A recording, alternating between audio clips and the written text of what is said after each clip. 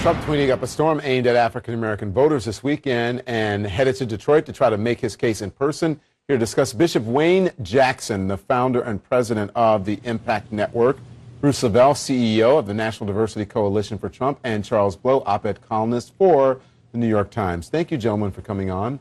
Bishop, you first. Bishop Jackson, Donald Trump is going to Detroit this weekend, where he's going to visit your church. You're also going to interview him. What are you going to ask him, and what are you hoping to hear from him?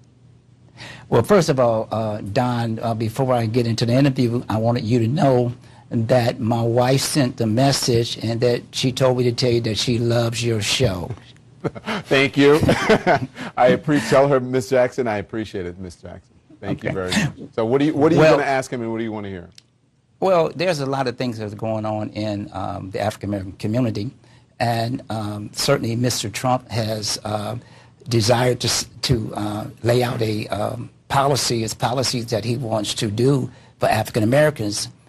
He had been speaking to the wrong crowd, and he's been trying to get into African-American venues. And so Impact Network, that I'm the founder of, I'm in a unique position. First of all, I am a pastor of 30 years. I'm also the founder of the Impact Television Network that services over 50 million homes through satellite and cable. So it's the only African-American Christian television network in our nation.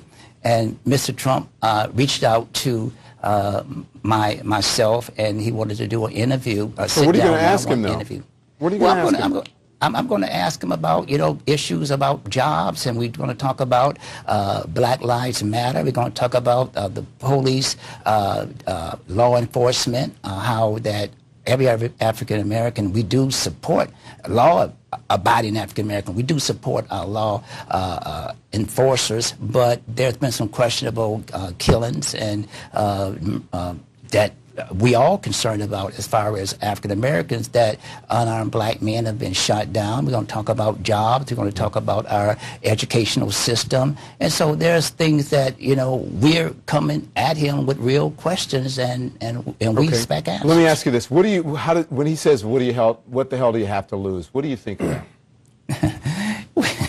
Well, that was a poor choice of words, no question about that. That laugh you said before said it all. So you think it was a poor choice of words. He should not have said that. Yeah, no question. Because, see, as well as I do, African Americans, you can't put one brush and stroke and say we all the same. Because everybody's not living in the ghetto, and everybody's not being shot every time they walk down the street. Mm-hmm. But a part of our community, they are. Yeah. And so, definitely that is not a good choice of words, saying that, the blank you like to lose. Let me get the other panelists in here, Bishop. Charles, do you think this is a good move for Donald Trump to go speak at a black church or to go to Detroit? Well, I'm fascinated by the whole move, and I am curious to know what the questions will be, the specifics of the questions, and what the specifics of the answers will be, because for the most part, there has been no specificity. It's just mostly been kind of a white savior syndrome. Your life is horrible, and let me fix it. But there's not a lot of meat on those bones. And so if he is going to be asked actual questions, both not just about what are your policy prescriptions, but also the deeper kind of cultural questions about how you have responded to the Black Lives Matter movement, which has been with some degree of hostility, how he had responded to the unrest in Baltimore, which was tremendous amounts of hostility, how he has responded to this particular president, which is with tremendous amounts of hostility, how he has, his history of racial bias in his housing developments. All of these things have to be on the table and asked in this particular interview, because he has to address those, and he has to make some sort of amends here that says, I acknowledge that I was wrong, and that I apologize for that, because anything short of that, if it's only law and order, flood more neighborhoods with more police officers, well, we saw that. The crime bill was that. We thought some people thought that was going to be a good idea. It was a horrible idea. And that's a problem. So we need to see what he's going to say. The head of the Trump's National Diversity Coalition, CEO, is Bruce Lavelle. Bruce, we're going to hear from you right after this break. Back now with my panel, Pastor Dwayne Jackson, Charles Blow, and Bruce Lavelle. Bruce, so... it's Wayne Jackson. Wayne Jackson, sorry, not Wayne. Sorry, Pastor Wayne Jackson. Pardon me, Pastor. So, Bruce, the other panelists got to respond. What do you say? Do you think this is a good move now that Donald Trump is going in to speak to black audiences? Well, first off, I just want to commend Pastor Jackson, Bishop Jackson. The last time we met, we were in, I believe, Trump Towers, and there were a little over 100 plus African American pastors at that time. No, and I wasn't at that meeting. That one, okay.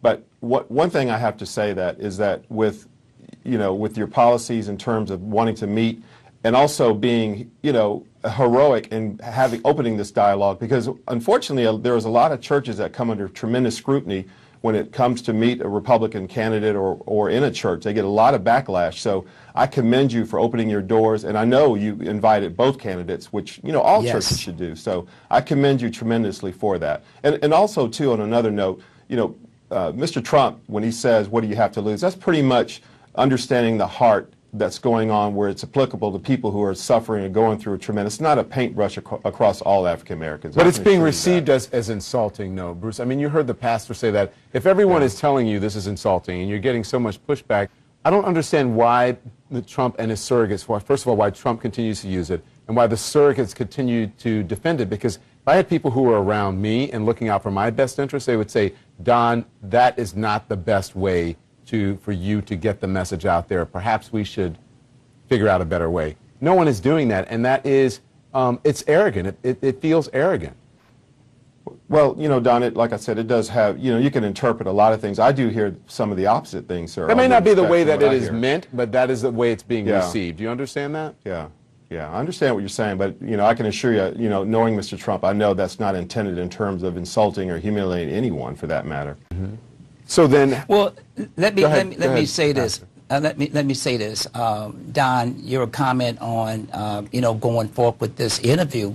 I feel that, as you said, there has been a lot of backlash and a lot of hate, and I just don't understand all of the hatred that's come out when they first found out he's coming to speak at the Impact Television Network to do a one-on-one interview with me. I mean, we have to heal. I mean, my thing is that I am a registered Democrat. I have voted Democrat all my life. I mean, all my friends are Democrats. But I believe that there's two sides to the story. We have two major parties, Republicans and Democrats, and one of them going to be the President of the United States. Now, we can engage and don't have to endorse. This is not an endorsement. This is not a Trump rally. But I gotta commend Mr. Trump for coming into, the inner city. He's coming right where the hood is.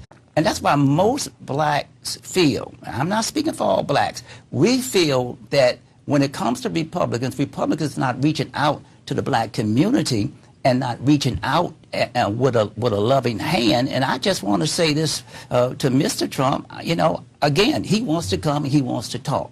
Yeah. And we at least need to listen. And we don't have to have someone, one thing God has given us, He's given us the power of choice. To make our choices. And people ask me, well, do you think Mr. Trump is coming to manipulate black folks? Well, black folks got enough of sense to know who's manipulating them and not manipulating. I think that we don't need a guardian. We don't need nobody to take us by the hands and tell us who we can listen to and we don't listen to. I feel that you need to hear both sides of the story, and once you hear it, let people make their own decision. Charles, after reading your columns and sitting here and speaking with you, I think you do think that Republicans should reach out to all voters, voters of color, but you're not sure Donald Trump is the Republican candidate to do so. Well, I find the language that the pastor is using to be kind of interesting, the idea that, commending Donald Trump for coming to a black church. Donald Trump has had 70 years of his life, 14, 15 months of this campaign. He could have gone to any church that he wanted to. At any time, asked for an invitation. There were probably people with invitations open. The NAACP certainly started his campaign by reaching out. certainly had an. But see, it's not just the black. He wasn't running for president. We don't talk for people. Let him finish. Go ahead, and the NAACP offered him to come. The Urban League offered him to come. He turned them down. The NABJ offered him to come. He turned them down. He has been turning down these invites. The idea that he should be now commended for in the last stretch when he needs black votes for coming to show up and talk to black people. I'm sorry, I don't pat him on the back for that. This is CNN Tonight. I'm Don Lemon, and we're back now with Bishop Wayne Jackson, Bruce Lavelle, and Charles Blow. So, Bishop, you were going to respond. Charles was saying, why didn't he do this from the very beginning, reach out to African Americans? It's only now, in the last minutes of the campaign, that he needs minority voters that he is reaching out. It is perceived by many who are sitting back and watching this. No, this is not true. The Trump campaign, for I think about the past at least 2 months, I know a month and a half, they have been investigating the Impact Network, and myself and people around the country know the integrity I walk in and what I stand for. I'm not selling my soul for anybody. I mean, I want to stand for what's truth. I mean, I'm a father. I'm a husband of 36 years. I got 9 children, and I have 19 grandchildren. So, you know, I've done my part. When God told Adam to be fruitful and multiply, I did that part. I kept that commandment. So, but what I'm saying in essence is this, is that, you know, we got to see the future of our children. And, you know, and I have a campaign going on that states no vote, no voice. And we're trying to engage people in this voting process because a lot of people are really turned off. Okay, let me ask you this. Well, speaking of this process, does it bother you at all the birther movement against the president, the Central Park Five, being sued for, you know, unfair housing practices? For well, let me say this. I voted for Obama twice. My wife loves President Obama. I respect him as a president. I respect him as a husband and a father, and you know, and being an intellectual, calm man. I respect him. So, you know, but President Donald Obama, Trump, huh? But the question was about Donald Trump. Okay, what you're talking about? Well, I said that to say this is that, you know, there's in a lot of the African Americans' hearts that feel that, you know, these are things that didn't go well with us. Period. Because we love our first African American president.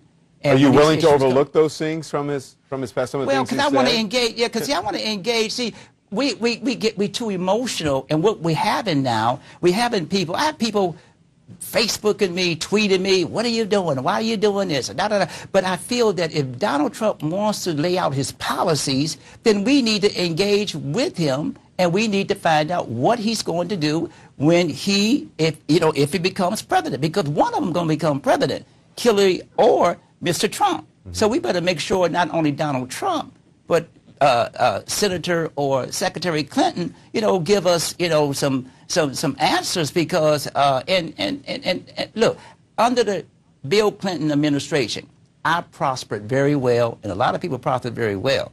And I've been to the White House several times, you know, when he was president. So I'm saying in essence is this. This is not about putting Donald Trump up and putting Hillary Clinton down. This is about making sure that we are engaging both of them to make sure what's going to happen in our community if one of them becomes president. Okay, Charles, you seem skeptical. Go ahead.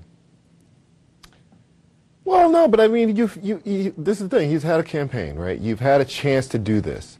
And you can't make some sort of false equivalency that they're both kind of the same, and that the Democrats and Republicans are somehow sort of the same, and that there's a pox on both their houses, and we just have to figure out which is the less of the evils among the Democrats and Republicans. No, there are right now 20+ states implementing voter restrictions to try to reduce the number of people who can vote, which we know will have a disproportionate impact on poor and minority communities, including black people.